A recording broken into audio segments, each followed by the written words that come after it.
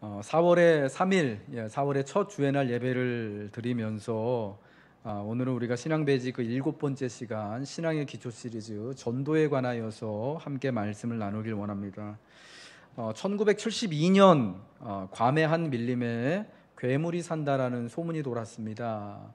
그 주민들의 옷가지와 음식이 자꾸 사라지는 그런 일들이 있었는데 보니까 어떤 이제 인간의 형체를 한 것이 자꾸 이제 와서 음식이며 옷가지를 가져가는 거였습니다. 그래서 경찰이 나서서 수색을 하고 보니까 2차 세계대전 때 일본군 복장을 하고 있던 일본 군이었던 거예요. 이 사람의 이름이 요코이라고 하는 사람이거든요. 그러니까 1945년 8월 15일 날 일본이 패망 선언, 전쟁에 졌습니다라는 것을 선언한 사실을 듣지 못한 거예요. 종전 선언을 듣지 못하고 괌의 그 한 동굴에서 그 밀림에서요 28년 동안이나 혼자만의 전쟁 상황을 보내고 있었던 거예요. 만약 전쟁이 끝난 직후 누군가로부터 이제 전쟁이 끝났습니다, 집으로 고향으로 돌아갈 수 있습니다 라는 말을 들었다면 그는 28년 전에 그 깊은 동굴에서 나와서 고향 땅으로 돌아가게 됐을 것입니다. 그런데 그 소식을 듣지 못한 세월이 28년이나 흐르고 혼자서 그렇게 지냈다라는 것, 여러분 얼마나 안타깝고 허망한 일이겠습니까? 우리가 예수를 믿는다라는 것, 우리가 신앙생활을 한다라는 것에 대하여서요 종종 이것은 우리가 우리 이웃들에게 왜 내가 주일날 교회를 가야 하는지, 그리고 나는 왜 예수님을 믿는지, 예수님이 어떤 분인지를 이야기할, 대답할 그러한 기회, 그러한 상황을 맞닥뜨리게 됩니다. 예수님을 만나면은 그 예수님을 만난 그 기쁨에 자연스럽게 사람들에게 예수님을 소개하고 싶어지기도 하고요. 그리고 내가 이러한 시국에 교회에 나가고 예수를 믿고 또 신앙생활을 한다는 것으로 인하여서 주변에 있는 우리 가까이 있는 분들이 왜 교회에 나가는지, 왜 예수님을 믿는지, 예수님은 어떤 분인지를 자연스럽게 질문하고 그것에 대하여서 대답할 기회를 너무나 또 자연스럽게 갖게 된다라는 것입니다. 그러니까 우리가 예수를 믿기 때문에 누군가에게 예수님을 전하는 것, 전도하는 것은 너무나 당연한 것이고요. 내가 예수님을 믿기 때문에 주일날 이렇게 교회에 나와서 예배 드리기 때문에 누군가로부터 왜 교회에 갑니까? 라는 질문을 듣는 것이 너무나 마땅하고 종종 우리에게 있는 일이다라는 거예요. 요한복음 4장에 나오는 수가성의 여인이 딱 그러한 경우였습니다. 예수님을 만나자마자 자기가 가지고 있던 물동이를 내버려두고 성 안으로 뛰쳐들어가서 성읍의 이웃들에게, 사람들에게 모세와 선지자의 글에 소개한 바로 그 그리스도가 바로 이 사람이다, 내가 그리스도를 만났다라고 전하지요. 또한 빌립이 자기 친구 나다나엘에게 예수님을 만나고 예수님을 소개할 때 그러했습니다. 부활하신 예수님을 처음 만났던 마리아가 예수님의 이 부활한 소식을 게바와 요한에게 그가 보고 들은 것을 너무나 자연스럽게 마땅히 전하게 되었던 것입니다. 오늘 본문 3장 15절에는 이렇게 말씀합니다. 너희 속에 있는 소망에 관한 이유를 묻는 자에게는 대답할 것을 항상 준비하되 온유와 두려움으로 하고. 예수 믿는 믿음에 대해 사람들에게 언제나 답변할 수 있는, 대답할 수 있는 준비가 믿는 이들에게는 있어야 하는 것입니다. 여러분이 주일날 이렇게 주일 오전 11시에 교회에 나와서 예배를 드리고 있다면, 예수님을 섬기고 있다면 세상은 마땅히 왜 교회에 가는지, 예수님을 믿는지에 관한 질문을 하게 될 거예요. 정말 성경이 말하는 것처럼 하나님이 이 세상을 창조했다고 믿고 있는지, 왜 그렇게 믿는지에 대한 질문을 할 거란 말이죠. 여러분, 그러한 질문에 대한 대답할 것을, 답변할 것을 우리는 항상 가지고 있어야 되는데, 그러한 준비는 교회의 오랜 성도이거나 이제 막 교회의 가족이 되었거나 어느 상황에 그가 처해 있든지 간에 모두에게 다 동일하게 요구되는 것이다 라는 것입니다. 이웃들과 이 세상에서의 삶에서 그러므로 자연스럽게 우리가 믿는 믿음에 대하여서 대답이 일어나고 그로 인하여서 그것이 바로 자연스럽게 전도의 활동, 전도로 예수님을 증언하고 고백하는 일로 일어나게 된다라는 것입니다. 특별히 전도는요, 나를 위한 것이고요, 또한 이웃을 위한 것이고, 또한 주님의 몸된 바로 우리가 섬기는 교회를 위한 것입니다.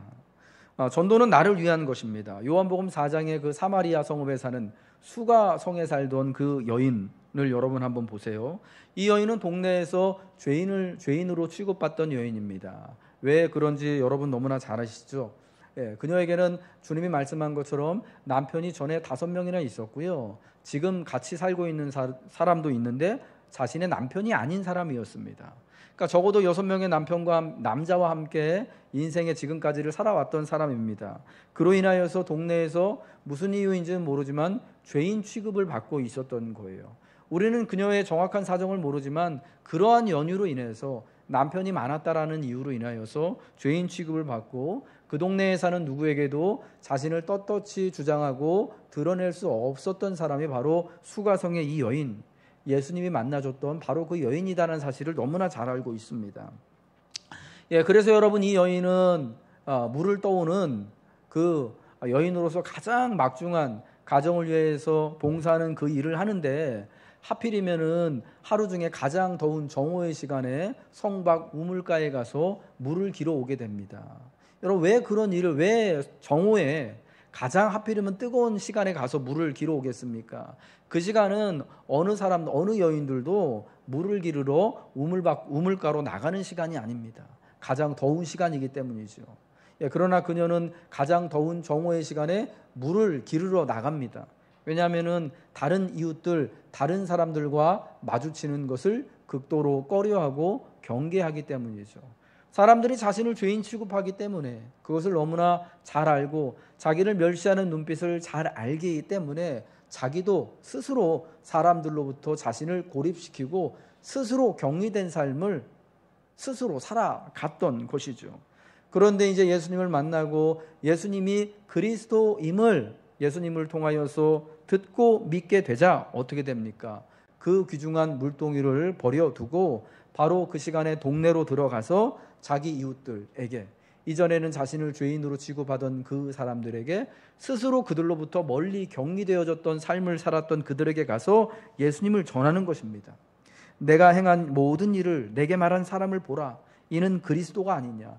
내가 죄인임을 알고 내게 전에 남편이 5이 있음을 알고 지금 있는 남자도 내 남편이 아니다라는 것을 아는 이분, 나에게 진정으로 예배할 장소와 예배할 믿음을 보여주신 이분이 바로 우리가 조상 대대로 기다려왔던 바로 모세와 선지자의 글에 우리에게 알려줬던 바로 그리스도입니다 라고 사람들에게 전하였던 것입니다.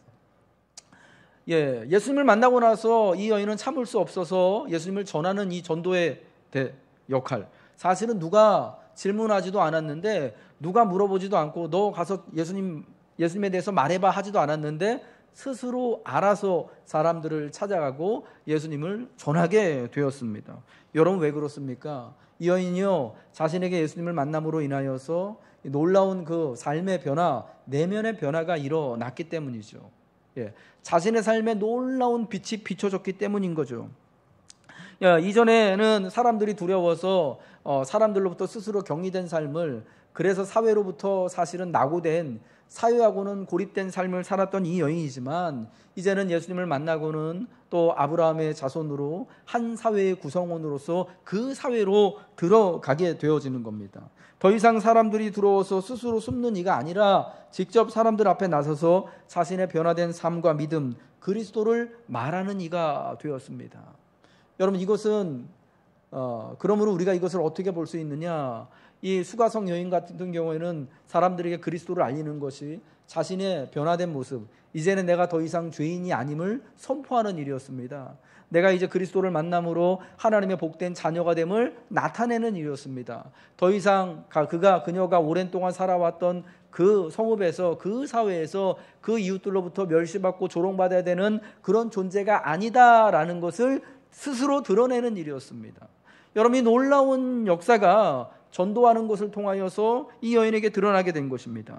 새로운 삶, 변화된 존재로서의 모습이 바로 예수님에 대한 대답을 하는 것을 통하여서, 전도함을 통하여서 선명하게 나타나게 된 것입니다. 여러분, 그녀의 이러한 모습을 보고 이전까지는 이 여인을 죄인 취급했던 사람들이 어떻게 반응을 합니까? 그녀가 전한 예수 그리스도의 이야기를 듣고 성박 우물가에 계신 예수님을 찾아가서 직접 예수님으로부터 하나님 나라의 복음의 말씀을 듣고 예수님을 믿게 되어지는 놀라운 역사가 바로 사마리아 성 수가성 안에서 일어나게 되었던 것입니다. 여러분, 그러니까 전도는 이렇듯 내가 새로운 사람, 새로운 삶이 내게 시작되었음을 알리는 것, 곧 나를 위한 일이었습니다. 여러분, 수가성 여인이 가서 자기의 이웃들에게 이전까지는 서로 죄인 취급하고 스스로를 격리시켰던, 자기를 조롱하고 멸시했던 사람들 앞에 서는 것은 결국 자기 자신을 위한 것이었습니다. 주님을 전하는 것이 되는 것이기도 했지만, 이제는 내가 완전히 새로운 존재가 됐음을 알리는 것, 나를 위한 것이 됐다라는 것입니다. 여러분, 그러므로 이 땅에서 내 심령이 잘되고 강건케 되어지기를, 새로운 하나님의 은혜로 충만케 채워지기를 원하시는 분이 계신다면, 여러분, 사람들에게 예수에 대한, 우리의 믿음에 대한 것을 언제든지 대답할 준비를 하시기를 주님의 이름으로 축복합니다. 전도는 가장 크게 우리가 주님의 은혜를 체험하고 누리는 길이 됩니다. 예수님은 가서 모든 족속으로 제자를 삼을 때 세상 끝날까지 내가 너희와 항상 함께 있겠다라고 마태복음 그 마지막에 승천을 하시면서 제자들에게 유언과 같은 말씀을 남기셨습니다. 주님과 함께하는 은혜, 정말 큰 주님의 은혜를 영원토록 받게 되어지는 것은 우리가 주님의 제자가 되어져서 주님의 증인의 역할을 할 때, 우리의 믿음을 세상에 답할 때 일어나게 된다라는 것입니다. 저도 마찬가지로, 그리고 우리 함께 예배드리는 우리 모든 교우들이 언제나 더 깊고 풍성한 믿음의 은혜를 누리길 원합니다. 성령의 열매가 우리 가운데 충만하게 결실하기를 아마 여러분들도 모두가 다 그렇게 원하실 것입니다. 내가 신앙생활하면서 이전의 겨울의 때보다 지금 더 충만한 은혜를 누리고 싶어하고, 10년 전보다 지금이 더 하나님을 가까이 하고, 이제 40대 50대가 되어져서 세상에서는 지천명이라고 하고 이순이라고 하는 그런 나이가 되어져서 사람이 이렇게 더 성숙해지고 더 품이 넓어지게 되는 것처럼, 내가 나이가 먹을수록 더 깊고 더 너그럽고 온유한 마치 모세와 같은 그런 신앙인이 되기를 여러분 다 기대하고 꿈꾸고 계시는 줄로 믿습니다. 여러분, 그러시죠? 이전과 똑같은 그런 모습을 가지고 신앙생활하기를 원하시는 분은 제가 볼 때 예수 믿는 사람 중에는 아무도 없습니다. 여러분, 그러하기를 원하신다면은 우리는 나를 위해서 힘써서 대답할 수 있는 사람이 되어야 하는 겁니다. 내 믿음을 이야기하고 우리 주 예수 그리스도를 이웃들에게 말할 수 있는 여러분 그런 용기를 가져보시기 바랍니다. 그렇다면은 내가 대답하고 전도하는 것을 통하여서 나를 위한 하나님의 놀라운 역사가 내 입술로 주를 이야기할 때 내게 먼저 나타나게 될 줄로 믿습니다. 또한 전도는 이웃을 위한 것입니다. 로마서 10장 13절부터 15절의 말씀입니다. 우리 같이 읽겠습니다. 시작. 누구든지 주의 이름을 부르는 자는 구원을 받으리라. 그런즉 그들이 믿지 아니하는 이를 어찌 부르리요? 듣지도 못한 이를 어찌 믿으리요? 전파하는 자가 없이 어찌 들으리요? 보내심을 받지 아니하였으면 어찌 전파하리요? 기록된 바 아름답도다 좋은 소식을 전하는 자들의 발이여 함과 같으니라. 아멘. 누구든지 주의 이름을 부르는 자는 구원을 받으리라고 하는 이 말씀은요, 사도 바울이 요엘서의 말씀을 인용하여서 이야기한 겁니다. 요엘서의 그 말씀에 여호와의 크고 두려운 날에 관하여서 말합니다. 여호와의 크고 두려운 날은 여호와께서 임하셔서 세상의 모든 불의한 것들에 대하여서, 여호와를 의지하지 않는 모든 것들에 대하여서, 또 온당치 않는 것들에 대하여서 불로서 심판하시는 날입니다. 그래서 크고 두려운 날인데, 그때 누구든지 주의 이름을 부르는 자는 그 심판의 날에서, 여호와의 크고 두려운 그 날에서 구원을 받게 될 것을 말씀하는 것입니다. 그런데 이 구원은 누가 받게 되는 것이냐? 그 구원의 소식을, 하나님에 대한 말씀을, 또 그리스도 예수에 대한 말씀을 들은 자가 받게 되어지는 것이죠. 누군가가 전하기 때문에 말씀을, 복음에 대한 소식을 듣게 되어지고, 또 누군가가 전한 말씀을 듣기 때문에 믿음의 역사가 일어나고 구원이 일어나는 것입니다. 여러분, 우리에게는 우리의 가까운 이웃들에게 가서 복음을 전해야 할 책임이 있는 것입니다. 왜냐하면 누구든지 주의 이름을 부르는 자는 구원을 받기 때문이죠. 우리가 전하지 않으면 들을 수 없고, 또 들을 수 없으면 구원의 은혜를 누릴 수 없기 때문에 우리는 힘써서 우리의 이웃을 위하여서 그들이 함께 주의 이름을 부를 수 있도록 내가 전하는, 내가 대답하는 나의 이 믿음의 고백을 통해서 저 사람이 믿든지 아니 믿든지 간에 우선 우리는 또 이 복음을 이야기해야 한다라는 것입니다. 또한 전도는요, 교회를 위한, 주님의 몸된 교회를 위한 것입니다. 불임의 문제를 안고 있는 부부의 가정이 불행을 느낄 수밖에 없는 것처럼 새 가족, 새 신자가 계속해서 들어오지 않는 교회는 영적으로 안전하지 않아요, 건강하지 않은 것입니다. 난임 혹은 불임의 문제를 가지고 있다라고도 볼 수가 있겠습니다. 건강한 교회의 가장 분명한 지표는요, 꾸준히 새로운 성도들이, 가족들이 전도되어서 교회의 한 몸을 구성하게 되는 것입니다. 그래서 거룩한 성도의 교제인 교회 생활이 계속해서 새롭고 활력이 넘쳐나야만 하는 것입니다. 우리 교회를 보통 몸으로 비유를 하잖아요. 주님의 몸된 교회라고 우리 교회를 몸으로 비유를 합니다. 여러분, 몸이라는 이 유기체는 어떤 것입니까? 생명의 활동이 매 순간 일어나는 것이 몸이잖아요. 생명의 활동이 매 순간 일어난다는 건 어떤 것입니까? 한 생명이 태어나서 일정 기간 동안에 계속해서 꾸준하게 성장을 하게 되어지는 것입니다. 우리 아이들이 자라서 이제 사춘기를 지나고 이제 고등학교 시기까지 또 꾸준히 이렇게 성장을 하게 되어지고, 그 이후에는 또 성장을 멈추게 되지만, 여러분, 그 이후엔 또한 나이가 많아서 성숙해지고 늙고 또 하나님 앞에 불려갈 때까지 우리 몸, 이 유기체인 우리 몸에서요, 끊임없는 변화가, 키가 자라고 하진 않지만 끊임없는 변화가 일어나요. 저처럼 세월이 흐르면서 점점 아랫뱃살이 두툼해지기도 하고, 희한하죠, 몸이. 저 운동을 한다고 하는데 뱃살은 점점 나오는 것 같고, 또 옆에서 사람들이 보면 항상 그런 얘기 하거든요. 목사님, 볼살이 많이 빠지신 것 같아요. 살이 빠지셨나 봐요. 아니요, 요즘에 체구를 찍고 있는데. 뱃살은 늘어나는데 또 얼굴살은 빠져요. 원래 나이 들면 그런 건지 모르겠는데요. 얼굴살은 좀 얄쌍해지는 것 같은데 배는 나오고, 몸이 항상 그런 변화를 이루고 있습니다. 여러분, 우리 몸에는요, 굉장히 많은 세포가 있지 않습니까? 여러분, 이 세포들이요, 항상 새로운 세포로 대체돼요.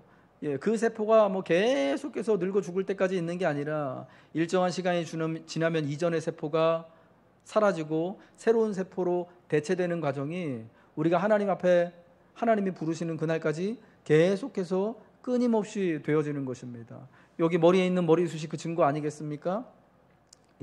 머리를 감으면요, 이 머리가 이게 풍성하신 분들도요, 조금씩 빠집니다. 그냥 살면서도 사실은 이렇게 여기저기 이게 그냥 자연스럽게 빠지지 않습니까? 그래서 이불에도 붙어 있고 침대에도 붙어 있고 옷가지에도 이렇게 머리카락이며 이렇게 채모들이 이렇게 붙어 있는데, 여러분, 그 빠진 자리가 그냥 있는 게 아니라 또 새로운 머리카락이 나고 새로운 세포가 나듯이 이게 유기체로서 살아있는 몸의 증거인 거예요. 교회가 주님의 몸이다. 교회를 몸이라는 유기체로 비유하는 것은 이렇듯 생명의 역사가 우리 교회 안에서도 계속해서 일어나게 된다라는 것을 또한 말씀해주고 있는 것 아니겠습니까? 여러분, 그런데 이 생명의 역사가 이제 세포가 계속해서 생겨나고 이전 세포가 없어지고 생겨나고 하는 이 생명의 역사가 멈춰지게 되면은 이제 몸은 유기체로서의 생명체로서의 그 본분을 다하고 끝이 나게 된다라는 것입니다. 여러분, 우리 교회도 이렇게 매일매일 전도함을 통하여서 매일 새로운 믿는 자들이 교회 안에 새로운 구성원, 지체들로 구성되고 채워져야 건강한 한 몸을 이루게 되는 것임을 믿으시기 바랍니다. 이러한 몸을 비유하는 교회의 모습을 통해서 매 순간 생명의 활동이 이어가는 살아있는 유기체로서의 생생함을 우리가 교회로서 누려야 할 줄을 믿습니다. 여러분, 그렇습니다. 교회, 특별히 믿는 자에게 있어서 예수님에 대한 믿음을 대답하고 전도하는 것은 믿는 이의 자연스러운 활동입니다. 전도는 나를 위해 하는 것이고 이웃을 위해 하는 것입니다. 또한 우리의 교회를 위하여서, 교회가 계속해서 번성하며 생명체로서 존재하기 위하여서 하나님 나라를 확장하기 위해서 하는 것입니다. 그럼 이 전도를 위해서 우리는 어떠한 믿음의 태도, 우리 마음의 태도를 가져야 되느냐? 저는 오늘 이 시간 전도를 위한 CCC 말씀드리고 싶습니다. 학생 선교단체를 말하는 게 아니고요, 전도를 위해서 우리의 마음에 세 가지가 있어야 된다는 건데요, 확신을 가지고 있어야 되고요, 긍휼의 마음을 가지고 있어야 되고요, 그리고 마지막으로 자신감을 가져야 한다는 것입니다. 전도를 위해서는 먼저 우리는 확신을 가지고 있어야 합니다. 그리스도의 복음이 참되다는 확신이 있을 때에만 전도할 수 있는 것입니다. 내가 정말 나의 구원자이신 예수 그리스도를 만난 그 큰 기쁨과 감격이 있을 때에만 우리는 전도할 수 있습니다. 말할 수 있습니다. 복음의 진리를 깊이 확신을 하면 입을 열어 말하게 되는 것이죠. 모든 사람에게 그리스도 예수님 말고는 구원받을 만한 다른 이름이 전혀 없음을 우리가 온전히 믿는다면 아무 말을 안 하고 가만히 있을 수는 없게 되는 것입니다. 그리스도께서 단번에 죄를 위하여 죽으사 의인으로서 불의한 자를 대신하셨으니 이는 우리를 하나님 앞으로 인도하려 하심이라. 육체로는 죽임을 당하시고 영으로는 살리심을 받으셨으니 라고 하는 이 성경의 선언을 우리가 분명히 믿는다면 우리는 수가성에 바르고 여인과 같이 이웃들에게 달려가서 봐라, 내가 이전에 했던 이 모든 일을 말했던 이분이 바로 그리스도가 아니냐라고 사실은 그렇게 확신을 가지고 말할 수 있게 되어지는 것이죠. 여러분, 그날 그 수가성의 여인이 예수님에 관하여서 여러분 온전한 지식을 가지고 있었겠습니까? 얼마나 많은 것을 예수님을 통하여서 배우고 여러분 그가 깨우쳤겠습니까? 여러분 그 한순간의 만남을 통하여서 뭐 대단한 지식과 이렇게 양이 축적되어진 게 아닙니다만은, 그러나 분명한 것은 지금 만난 이분이 바로 그리스도이심을 그가 마음으로 믿고 입으로 고백하는 가운데 분명한 확신이 일어나게 됐다는 것입니다. 그리스도를 위해 입을 열어 말하려고 한다면, 그래서 우리는요, 복음이 무엇인지, 내가 믿는 예수님이 어떤 분인지를 명확히 이해하고 예수님을 알아야만 하는 것입니다. 여러분, 그러기 위하여서 성도는요, 언제나 주의 말씀을, 주님의 가르침을 배우고 묵상하고 붙들고 있어야 한다는 것입니다. 언제나 말씀을 가까이 하고 예배함을 통하여서, 예배를 통하여 주의 말씀 듣기를 우리는 결단해야 하는 것입니다. 내가 전하는 것이 무엇인지도 모르고 내가 믿는 것의 내용을 알지도 못하면서 말할 수는 없기 때문이죠. 그러나 그것이 완벽히 복음과 성경의 말씀을 파악할 때에만 전도할 수 있다는 것은 아님을 믿으시기 바랍니다. 확신을 위해서 복음을 배우고 성경을 배우라는 것이죠. 그러나 여러분, 언제나 그렇더라도 내가 가지고 있는 지식과 나의 믿음과 나의 대답은 불완전할지라도, 그러나 주를 만난 그 확신을 가지고 우리는 가질 수 있고 그 확신 안에서 대답할 수 있다는 것을 아시기 바랍니다. 두 번째로 전도를 위하여서 우리의 마음에 긍휼의 마음을 가져야 됩니다. 이 긍휼의 마음은 우리 주님의 마음이라고 말할 수 있습니다. 마태복음 9장 36절에 한번 말씀을 같이 한번 보겠습니다. 마태복음 9장 36절 읽겠습니다. 시작.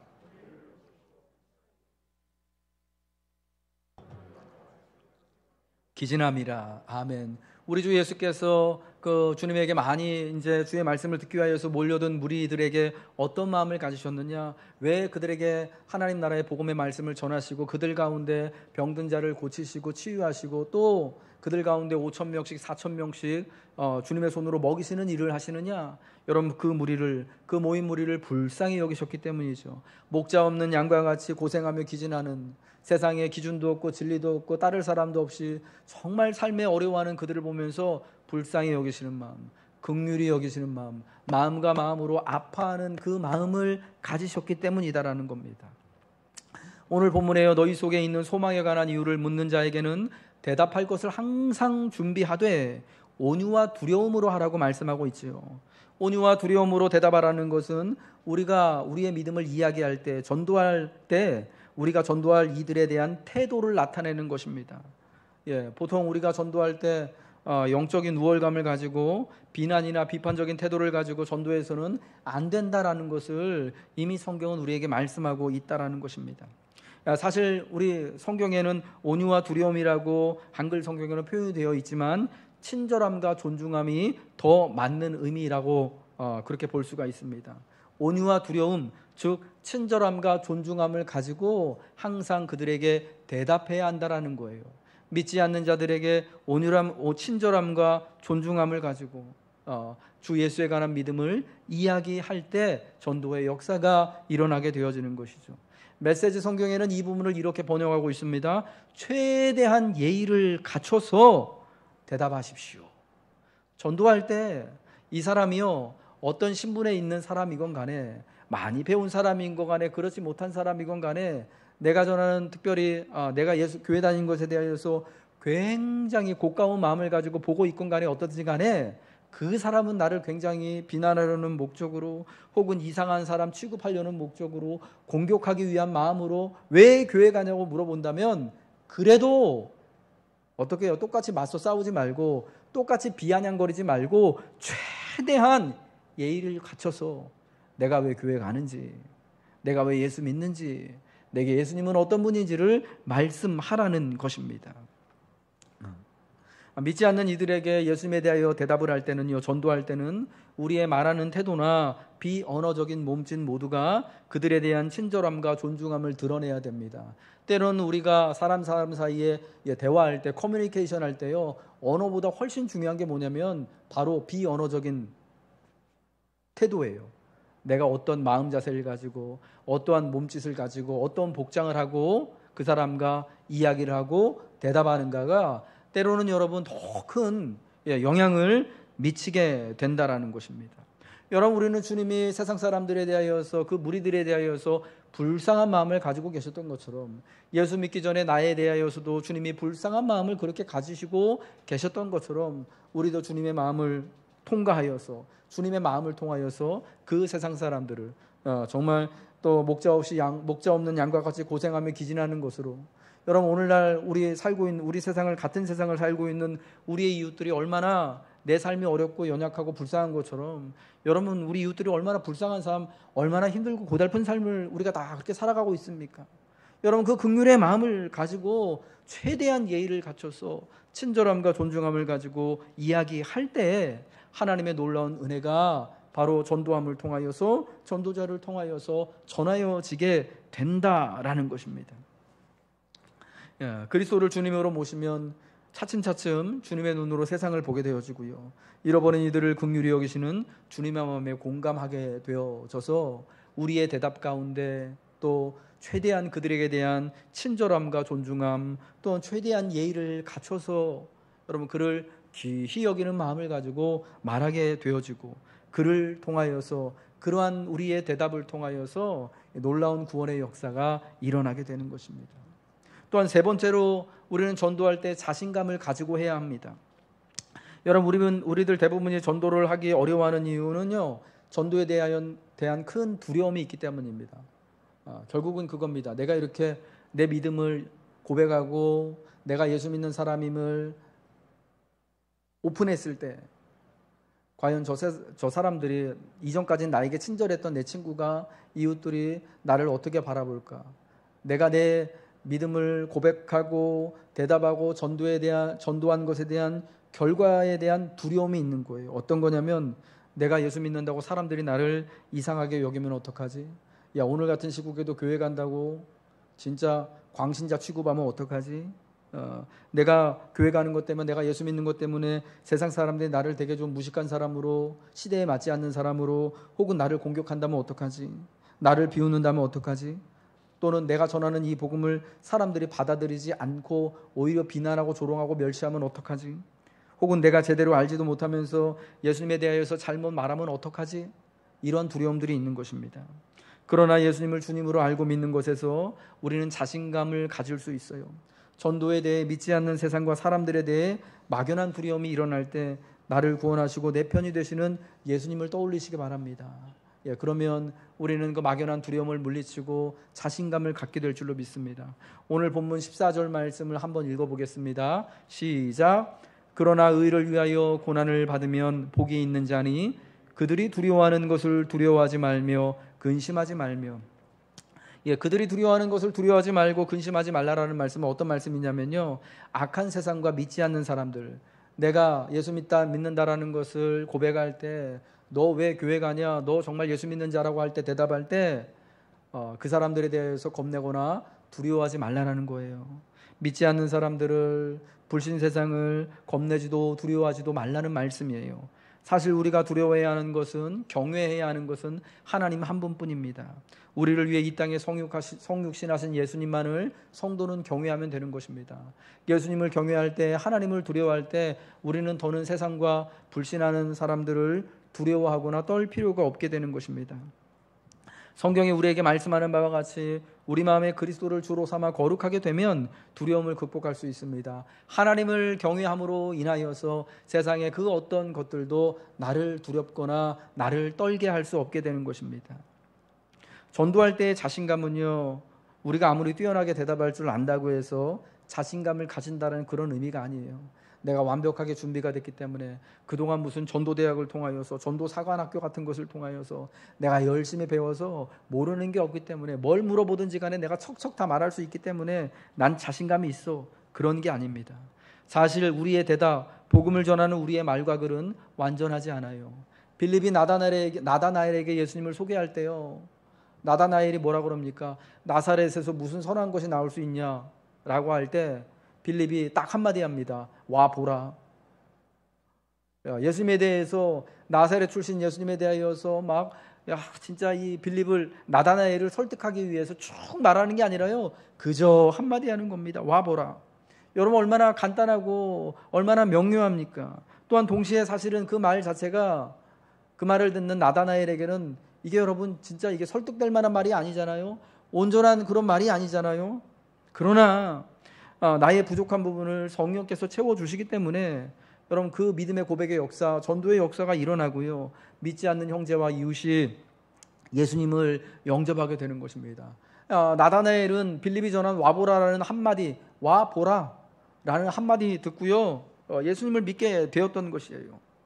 우리의 대답만으로는 사실은 충분하지 않습니다. 아무리 준비를 많이 한다고 해도, 내가 아무리 성경에 통달한다고 해도요, 누군가가 기독교인이 되려면, 누군가에게 믿음이 들어가려면 하나님이 베푸시는 기적이 보지 못하는 그의 눈을 뜨게 해야만 합니다. 우리는 스스로가 아니라 예수님에게 우리의 자신감의 근거를 두어야 한다는 거예요. 예수님이 나의 구주이시기 때문에, 그리스도께서 우리를 위하여 단번에 십자가에 달려 돌아가신 그 놀라운 사랑과 능력이 있기 때문에 우리는 이 예수님을 자신감으로 자신하며, 또 우리의 할 말, 우리의 대답을 온유와 두려움으로 최대한 세상에 대하여서 예의를 갖춰서 할 수 있게 되는 것입니다.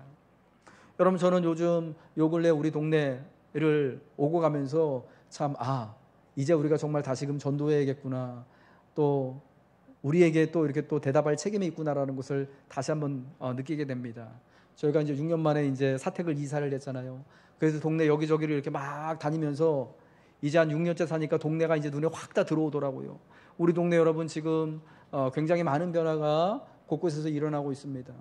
몇 년 전부터 공사하고 있는 둔촌주공 아파트, 둔촌 1동 아파트가요, 한 1년, 2년 내에 한 13,000세대가 입주를 하게 되어지고요, 얼마 남지 않았습니다. 그리고 교회 근처의 지역들 보면은 계속해서 옛날 빌라나 주택들을 부시고 계속해서 새 빌라들, 새 집들을 계속 여기저기 짓고 있어요.